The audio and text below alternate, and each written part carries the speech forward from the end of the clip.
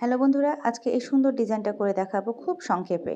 এখানে আমি একটি পিনটাস্ক করা কাপড় নিয়ে নিয়েছি। আর এই পিনটাস্কটা কিভাবে করেছি আমি এর আগের ভিডিওতে দেখিয়ে দিয়েছি।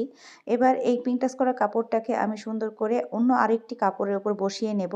আর এবার বসিয়ে নিয়ে এটাকে আমি সুন্দর সোজা পাশ করে নিয়ে দুটো কাপড়কে একসাথে সেট করে নেব। তার আগে অবশ্যই নিচের দিকে পিনটাস্কের নিচের দিকে আমি একটি লেস বসানোর মতো কাপড় রেখে সেলাই করে নিচ্ছি।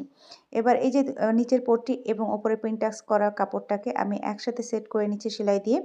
এবার বাড়তি কাপড়গুলোকে কেটে ফেলে দিব। আর এই ফেলে দেওয়া কাপড়টা মানে এই যে নিচের দিকে কাপড়টাকে রেখেছিলাম বাড়তি, সেই বাড়তি কাপড়টুকুর উপরে একটি লেস বসিয়ে নেব। এখানে আপনারা আপনাদের পছন্দ মতো লেস লাগাতেও পারেন, আবার চাইলে নাও লাগাতে পারেন, এটা অপশনাল। আর এবার এই যে লেস লাগানো কাপড়টাকে আমি প্যান্টের মোহরের অংশে বসিয়ে দেব দুটো পার্ট। দুটো কাপড়কে সোজা পাশ মুখোমুখি করে বসিয়ে সেলাই করছি। এবার জয়েন্ট পয়েন্টেও কিন্তু আমি আরও একটি লেস বসিয়ে দিচ্ছি।